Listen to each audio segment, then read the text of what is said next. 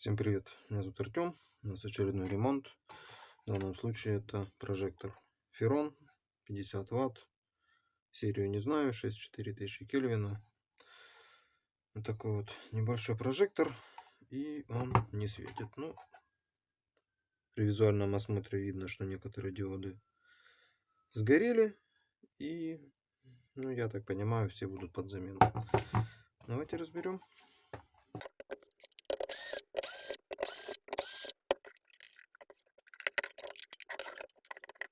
Вот так он выглядит внутри. Есть отдельно драйвер. Как ни странно, он не залит какой-то этой черной китайской фигней. И вот такая плата 50 Вт, 18 вольт. Я так понимаю, что диоды тут 18 вольтовые. Ну, можно это проверить. Ставим 18 вольт. Чтобы уж наверняка, если диода не те, то они сразу сгорят. И попробуем их зажечь. Ну, да. Все-таки диоды наверняка 18 вольтовые. Потому что при меньшем напряжении они не светят. Есть у меня 18 вольт 1 ватт. Тут диодов 48 штук. Прожектор 50-ваттный. Ну, как ни странно, 48 на 1 у них получается 50. Ну, в смысле, у китайцев. Сейчас демонтируем и перепаяем новые диоды. Не все так просто, как оказалось. Не знаю, что за припой тут используется, но на 400 градусов он не греется, он не плавится. Тут даже начали сдуваться вот эта вот маска, не знаю, как эта штука называется. В общем, вот эта белая изоляция, которая покрыта плата. А диоды не слезают. Ну, поэтому что можно сделать? Можно нанести паяльную пасту. Она разбавит припой, на котором сидят диоды, и будет легче их снять. Ну, так и сделаем. В общем, все оказалось намного хуже, чем я предполагал. Светодиоды пришлось уничтожить полностью с помощью 100-ваттного паяльника. Заодно пострадала маска. Мне кажется, это называется маска. Ну, там пару диодов я уже попытался запаять. Выглядит это, конечно, ужасно. Но другого способа я не придумал. Везде оплавленный пластик. Насколько это будет хорошо, насколько этот прожектор будет потом работоспособным, я судиться пока не берусь. Ну, продолжим. Вот, с горем пополам диоды я запаял. Все линейки светят. Сейчас попробуем подключить это в прожектор.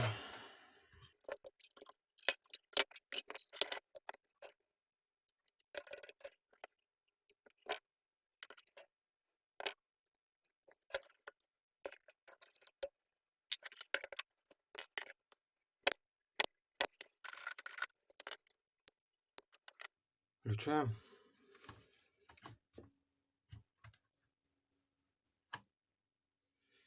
И драйвер уходит в защиту. Будем думать. Я подумал.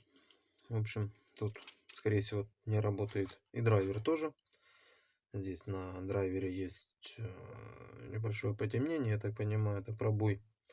Маркировку тут не разобрать, аналог я не подберу, поэтому все, что я смог сообразить, это заменить драйвер и плату на вот такой вот 50-ваттный модуль с распаянным драйвером.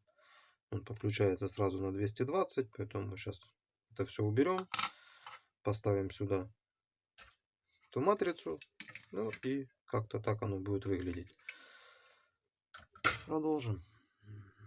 Я убрал, отпаял драйвер с платой, расположил матрицу так, чтобы она была где-то примерно по центру рассеивателя. Сейчас намечу отверстие просверлю их вот таким вот сверлышком с метчиком чудо китайской техники. Никогда такими не сверлил. Сейчас попробуем. Ну и что, проблема здесь довольно тонкая стенка. Ну, думаю, пару витков нарезать можно, но там посмотрим. Просверлил я отверстие. Ну и оказалось, что тут очень тонкая стенка, буквально 1,5 миллиметра. Ну или метчик не тройка, или руки у меня, как обычно, не с того места. Ну, в общем, винты тут не держатся. Винт М3, отверстие под М3 не вкручивается, он проваливается. Единственное, где он нормально вкручивается, это там, где отверстие попало на ребро радиатора. Ну, я думаю, что здесь можно поставить пару гаек с этой стороны. Здесь вкрутится и так, а тут, наверное, выбрать кусок ребра и тоже поставить гайку. Ну и залить это все лаком для ногтей каким-нибудь блестящим, чтобы это все загерметизировать. Подобрал чуть другие винтики. Не знаю, то ли шаг резьбы не такой. Ну тут М3 на 0,5. Не знаю. Подобрал чуть другие винтики. Прекрасно они туда сели. Закрутилось, все держится. Намазал термопастой. Зафиксировал. Сейчас эти части замажу каким-нибудь лаком. Ну, буду зашивать. Ну и как результат. Бликует, конечно, ужасно. Ну, это наружное освещение. Здесь это допустимо. Буду собирать. Вам я это уже показывать не буду. Всем спасибо. Всем пока.